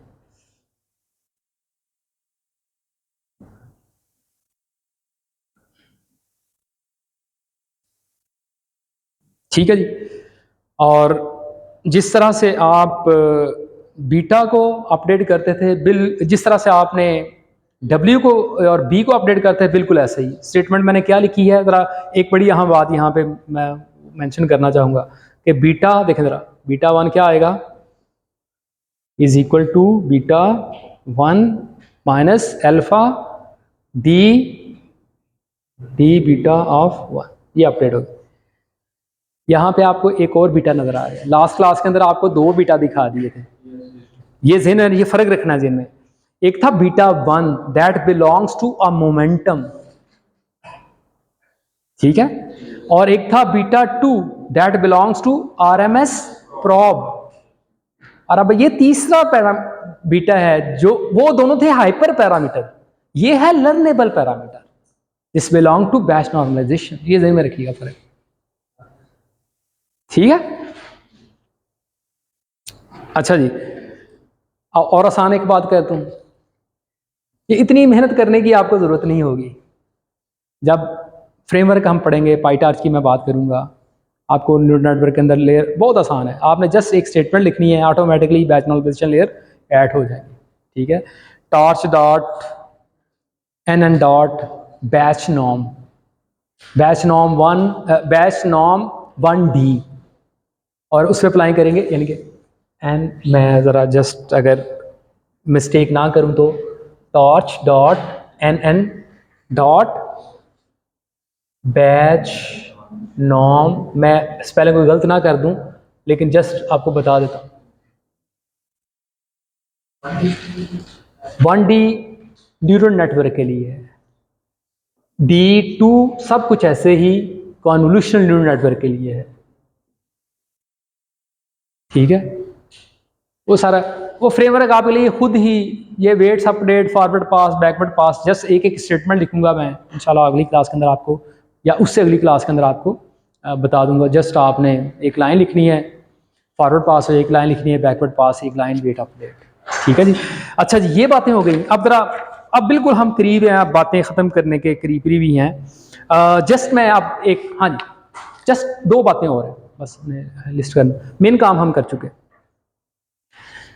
जब आपने बैच नॉर्मलाइजेशन अप्लाई करनी है ना, बड़ी ही डिफरेंट बात है।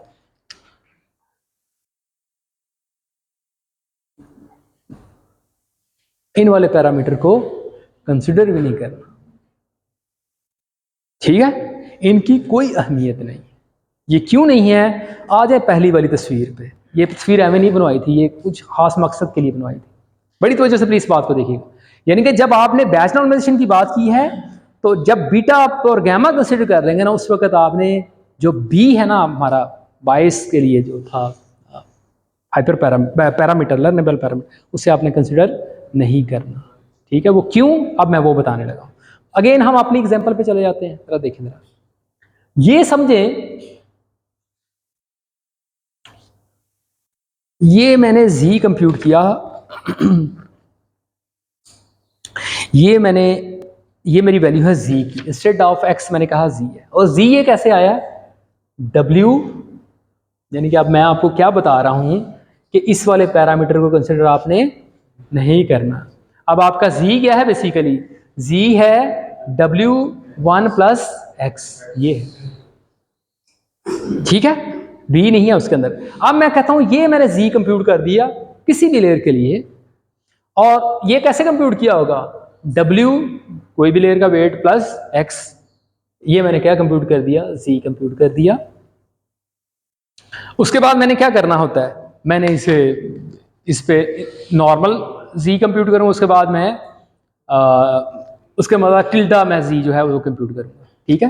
तो ये वैल्यू आपने कंप्यूट कर ली, ये तो कोई इशू नहीं है, ऐसे ही आएगी ना ये वैल्यूज, ठीक है, इसमें तो कोई हर्ज नहीं है, कोई त्रास तो नहीं है जी, ठीक है, इसमें कोई त्रास तो नहीं है। अच्छा जी, इसी तरह से अब मैंने जो नॉर्मल, अभी क्योंकि वो वेट्स हमारे इख्तियार में नहीं है, मैं जस्ट इसको जरा मिटाना है मुझे, जस्ट आपने ये नॉर्मलाइज तक जो वैल्यू है ना, ये मुझे बतानी है जी, क्या वैल्यू आई, ये हमने कंप्यूट कर ली, ऐसे ही है। यानी कि हमने एक्स नॉर्म जो हमने कंप्यूट किया वो ये है, जी नॉर्म, जिसका variance before applying batch normalization, देखे ना, इस बैच नॉर्मलाइजेशन के अंदर ये तीनों स्टेप हैं। चौथा स्टेप है कि जब हम गैमा से मल्टीप्लाई करते हैं और प्लस बी से ऐड करते हैं, उससे पहले पहले स्टेप की मैं बात कर रहा हूँ, ठीक है, क्योंकि ये तो नेटवर्क लर्न करना हमें नहीं पता वो क्या आएंगे, लेकिन मैं उससे पहले क्या हो रहा है उस वाले प्रोसेस को दिखाने लगा हूँ कि उसके अंदर अगर आप बी को ना कंसिडर करें और करें तो कोई फर्क नहीं, दोनों केसेस के अंदर कोई फर्क नहीं, जस्ट उस वाले पॉइंट को मैं हाईलाइट कर रहा हूँ। देखें जरा जी, ये वैल्यू क्या आ गई है, -1 1 और -1, ठीक हो गई बात। ऐसे समझे ये वो वाला केस था जब हमने बी को कंसिडर नहीं किया। अब मैं दूसरी एग्जांपल देने लगा हूं, यानी कि इसका आंसर ज़हन में रखिएगा, इसका मेरा इसकी आउटपुट ये आ रही थी, जिसके बाद इसका मीन 0 है और इसका वेरिएंस क्या है 1 है, ठीक है। अब दूसरी एग्जांपल, इसके अंदर मैं क्या करने लगा हूं, मैं कहता हूं प्लस बी फैक्टर ऐड कर लेते। क्या मतलब, इसके अंदर ना प्लस कोई बी की वैल्यू ऐड कर दे। फॉर सिंप्लिसिटी मैंने यहां पे ना एक बी वेक्टर को ऐड कर दे जिसकी ये वैल्यूज,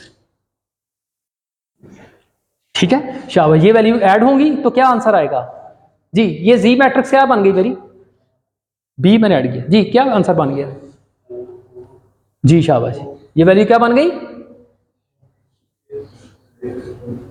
ये जी मैट्रिक्स मेरी क्या बन गई 4 6 और 4 और 2, ये मेरी आ गई जी मैट्रिक्स। अब इसका मीन और इसका वेरिएंस फाइंड करेंगे, शाबाश, जल्दी जल्दी से करें, तो जल्दी जल्दी से करें, आपने करना है, यानी कि ये मेरी ट्रेनिंग एग्जांपल है, इसका मीन फाइंड करें और उसके बाद इसका वेरिएंस फाइंड करें, ठीक है जी। सेम कैसे आ गया, फाइंड तो करें जी, वेरिएंस इसका मीन डिफरेंट आएगा, करें जरा कंप्यूट, जल्दी जल्दी, शाबाश, जल्दी जल्दी से, 4 4 6 और 2 जी, इसका मीन क्या आएगा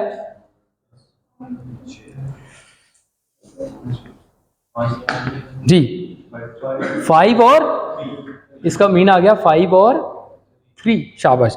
अब इसका सिग्मा फाइंड करें जरा, सॉरी मीन तो ये मीन ऊपर आएगा जी, 5 और 3, बिल्कुल वही तरीकाकार जो पहले अपनाया जी। और इसी तरह से इसका सिग्मा क्या आएगा जी, जल्दी जल्दी से, शाबाश, सिग्मा की वैल्यू फाइंड करेंगे तो वो आएगी 1 1 है, ठीक है। नया हमारे पास मीन आ गया और अच्छा जी, अब इसका मीन फाइंड करें, ये मेरा जो डाटा आ गया, ठीक है, सॉरी अब नॉर्मलाइज कर दें, सॉरी ये मेरा मीन है, ये सिग्मा है, अब इसको नॉर्मलाइज करें, यानी कि मेरा ये डाटा है, ये मेरा डाटा है, इस मीन को और इस सिग्मा को यूज करें, उसे नॉर्मलाइज करें जी, शाबाश। तो आंसर क्या आएगा, ये मेरा डाटा है, ये उसका मीन है, ये उसका वेरिएंस है, शाबाश, उसका आंसर क्या आएगा सेम आएगा। इसका मतलब है बी का कोई रोल है ही नहीं, यानी कि जितना देखे ना मीन बड़ा आ गया था वो वैल्यू ऐड हो गई, उसी वैल्यू को आपने सब्ट्रैक्ट कर दिया, ठीक है, in order to find this function, in order to find the normalized value, यानी कि जो वैल्यू आपने ऐड की उसे ही आपने यहां ऐड की, और जब मीन के अंदर वो वैल्यू ऐड हो गई, सब्ट्रैक्ट किया तो वो मीन से ही सब्ट्रैक्ट हो गई, तो ओवरऑल रिजल्ट का सेम आया। तो इस बिकॉज ऑफ दैट बी को कंसिडर नहीं करते, ठीक है, ये बात समझ आ गई। अच्छा जी, अब आखिरी बात आज के लेक्चर के हवाले से वो क्या है, वो बात ये है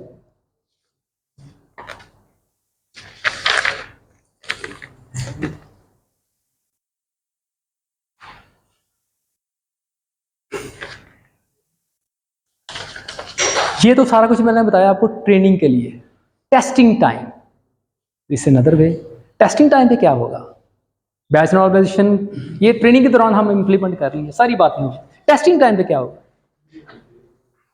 जी, टेस्टिंग टाइम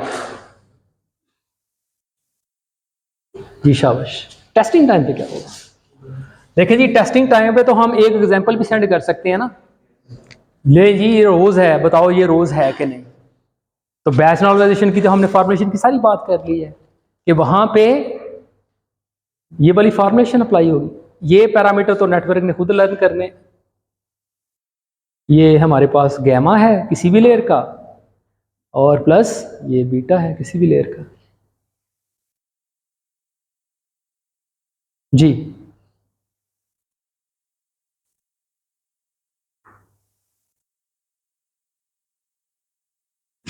जी, आप एक एग्जांपल सेंड करेंगे नेटवर्क को, नेटवर्क ने क्या फाइंड करना है जी? बैच नॉर्मलाइजेशन अप्लाई होनी है ना उस पर। देखें जरा, अभी बैच नॉर्मलाइजेशन अप्लाई करनी है तो ट्रेनिंग तो एग्जांपल आपने एक सेंड की है, एक ट्रेनिंग सैंपल सेंड की हो तो क्या उसका मीन फाइंड कर सकते हैं आप? जी जी, वो तो हो गए वो, लेकिन इसके अलावा भी तो चाहिए ना हमें, ये मीन भी चाहिए और ये सिग्मा भी चाहिए। ठीक है, ये भी तो चाहिए ना। बात समझ आ रही कि नहीं? यानी कि मैं अगर एक ही ट्रेनिंग एग्जांपल सेंड करता उसका क्या मीन होगा? वही वैल्यू, ये तो जीरो आ गया सारा कुछ।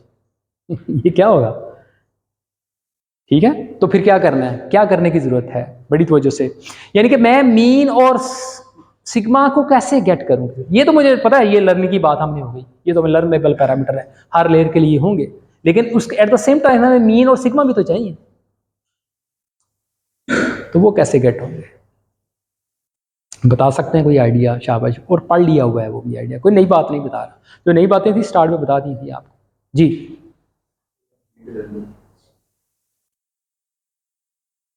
आइडिया हमने थोड़े दिन पहले पढ़ा जी। जी शाबाश।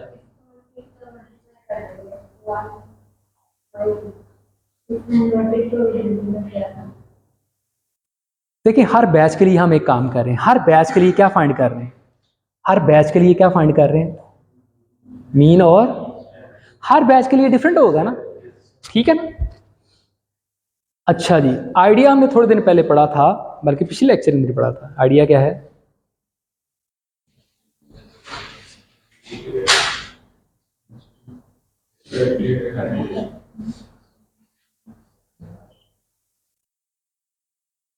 उसको यूज करें बस,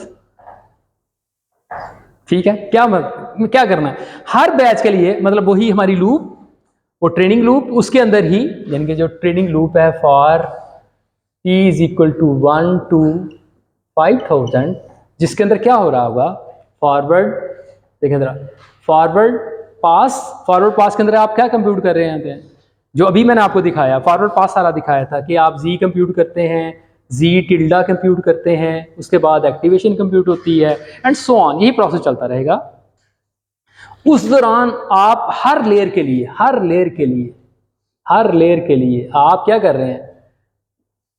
हर लेयर के लिए आप हर डाटा के कॉरस्पॉन्डिंग, हर टी के कॉरस्पॉन्डिंग आप क्या कंप्यूट करते हैं? ये हर, ये बैच है पूरा, ये बैच है, इस बैच के लिए आपने क्या कंप्यूट किया? म्यू। आप एक वेरिएबल ले लें जिसका नाम रखें V mu is equal to 0, दूसरा वेरिएबल रखें उसका नाम रखें V gamma is equal to 0। अब आपने मीन की वैल्यू बिल्कुल ऐसे ही फाइंड करनी है इसी फॉर्मुलेशन को यूज करके, वो हर दफा डिफरेंट आएगी ना वैल्यू, इट्स फाइन, उसे आने दें। अब आपने ये एक्टिवेशन एक्सप्रेशन, बाकी सारा कुछ ऐसे ही कि आपने बैकवर्ड पास फिर किया, वो अपनी जगह, सॉरी आपने कॉस्ट कंप्यूट की, ये बैच नॉर्मलाइजेशन की बात कर रहा हूँ, ये कॉस्ट कंप्यूट किया आपने, ठीक है। इस दौरान आपने म्यू, हर लेयर के लिए म्यू फाइंड किया आपने, म्यू एल कह दूँ, यानी कि मैं यहाँ पे